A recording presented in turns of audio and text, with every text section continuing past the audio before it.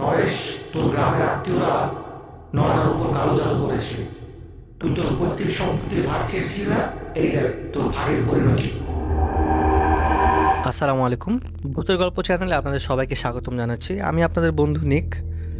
আজ চলে এসেছি আবার আপনাদের মাঝে একটি সত্যি ঘটনা নিয়ে। ঘটনাটি ঘটেছিল 2015 সালে ভারতের মুম্বাইয়ে।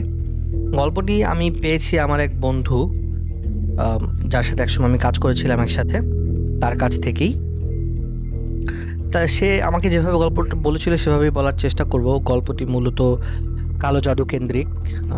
যদিও আমরা বিজ্ঞানের যুগে আছি, হয়তো অনেকেই আমরা বিশ্বাস করি না এইসবের ভেতরে, কিন্তু তারপরেও আমাদের আশেপাশে অনেক সময় এরকম গল্প বা এরকম ঘটনা ঘটে যেগুলো বিশ্বাস না করে কোনো উপায় থাকে না যখন আমরা নিজ চোখে দেখি বা আমাদের সামনে এইসব ঘটনাগুলো ঘটে।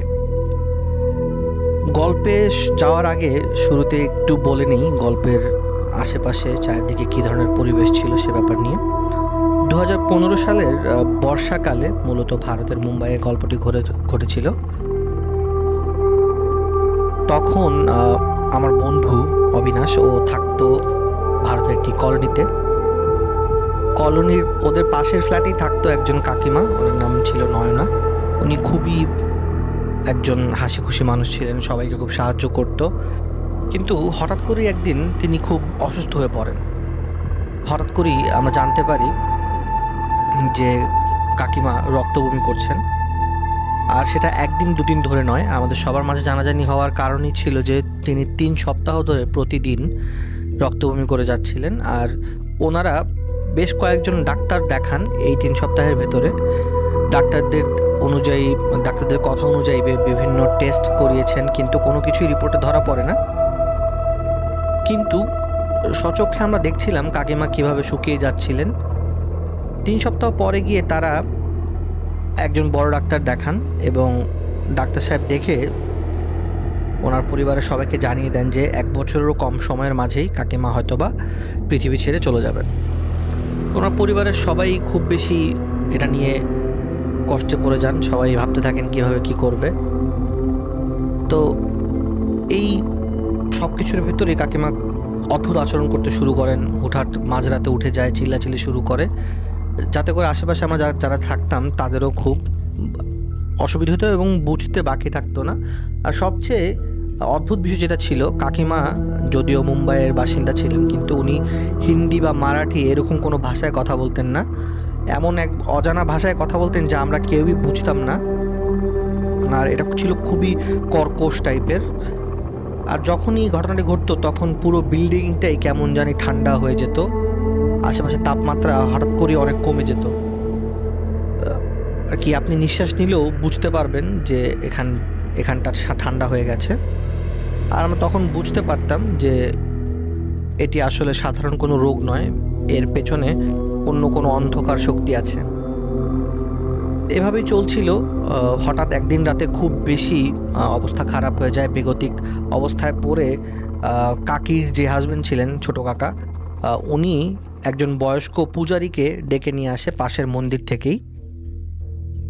অ্যান্ড পূজারী এসেই যখন দেখে তখন বুঝতে বাকি থাকে না আর যে এখানে আসলে অন্য কোনো সমস্যা আছে, এবং সাথে সাথেই তিনি একটা ঝাড়ুর মতো কিছু নিয়ে কাকিমার মাথার উপরে একটা ছোট্ট করে বাড়ি দিয়ে তিনি তার মতো মন্ত্র পড়তে শুরু করে। ঠিক যেই মন্ত্র পড়তে শুরু করলেন তখনই কাকিমা তার গায়ের চাদর ফেলে দিয়ে চুলগুলো সামনে নিয়ে চলে আসেন এবং জোরে জোরে চিৎকার করে কথা বলতে শুরু করেন, তাও আবার একটি পুরুষালী কণ্ঠে।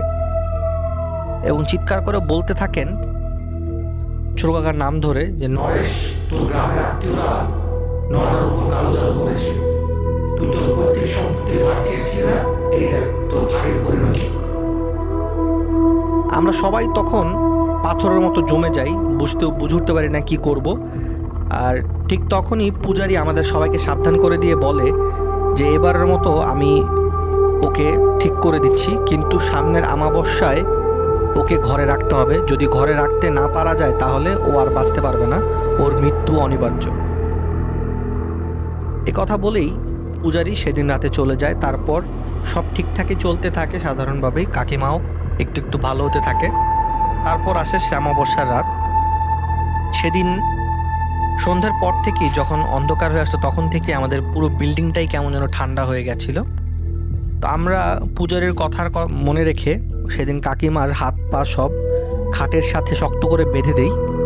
আর আমি সহ আমার আরও অন্য পাশের ফ্ল্যাটের 3 জন ভাই, তারা একসাথেই ওই ঘরে একসাথে থাকি কাকা সহ।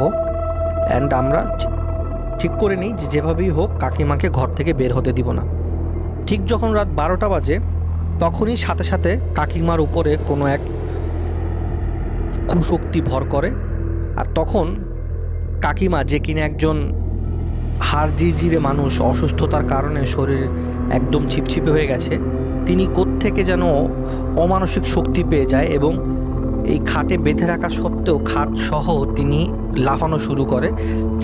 আমরা চারজন জোয়ান ছেলে মিলেও তাকে ধরে রাখতে পারছিলাম না।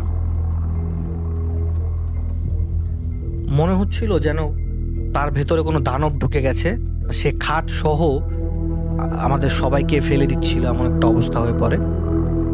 ধরে রাখতে গিয়ে অল্প কিছুক্ষণের মধ্যেই আমার হাত অবশ হয়ে যায়। আর তখন কাকিমার মুখ দিয়ে ফেনা বেরোচ্ছিল, আর উনি অজানা কোনো এক ভাষায় চিৎকার করে আমাদেরকে হয়তোবা অভিশাপ নয়তো গালাগালি করছিলেন। সেদিন সারা রাত আমরা কেউ চোখের পলক ফেলিনি। ওনাকে ধরে রাখতে রাখতে আমি ঘেমে গিয়েছিলাম, আর আমারও মনের ভেতরে মনে হচ্ছিল যে আমিও হয়তো মরে যাব আজ। মনে হচ্ছিল কখন আবার কাকিমা লাফালাফি শুরু করবে তার ভেতরের ওই দানবীয় শক্তি দিয়ে। আর যখন একটু থামছিল তখন আবার দরজায় কেউ আঁচড় কাটছিল নখ দিয়ে। আর কয়েক ঘন্টা ধরে এরকম চলছিল বারবার সারা রাত ধরে। ভোরের আলো আসতেই সব কিছু ঠান্ডা হয়ে যায়, কাকিমাও জ্ঞান হারিয়ে ফেলেন। সকালে যখন তার জ্ঞান ফেরে তখন আবার সেই পুরনো কাকিমাকে আমরা ফিরে পাই। তার রক্তবমিও বন্ধ হয়ে যায়, অদ্ভুত পাগলামি আর চিল্লাচিল্লিও আর তিনি করেন না। তখন পূজারী আমাদেরকে জানায় যে সে রাতেই সকল কালো জাদু কেটে গিয়েছিল এবং জাদুর সেই ফাঁস যা কাকার পরিবার থেকেই করেছিল সম্পত্তির লোভে, সেটা ছিঁড়ে যায়। কয়েক মাস পরে কাকা এবং কাকি তারা আমাদের ওই কলোনি ছেড়ে চলে যায়। আর আজ অনেক বছর পর উনি আমাদের কলোনিতে আসেন এবং উনি এখনও সুস্থ আছেন। কিন্তু আমি ওই অমাবস্যার রাতে সেখানে থাকায় আমার ভিতরে একটা ভয় ঢুকে যায়। আমি আজও অমাবস্যার রাত এলে বা যে কোনো অন্ধকার রাতে ভয়ে ঘুমোতে পারি না। আমার চোখের সামনে ভেসে ওঠে সেই লোহার খাটের অমানসিক কাঁপুনি, সেই বিকৃত কণ্ঠস্বর। সাউথ মুম্বাইয়ের এই আলো ঝলমলে দুনিয়ার আড়ালে আজও যে কত অন্ধকার কুহক আর কত কালো জাদু টিকে আছে তা আমি ওই রাতে নিজের চোখে দেখেছিলাম। ধন্যবাদ বন্ধুরা গল্পটি শোনার জন্য। অভিষেকের এই ঘটনাটি আমাদের চোখে আঙুল দিয়ে দেখিয়ে দেয় মানুষের লোভ কতটা ভয়ঙ্কর হতে পারে।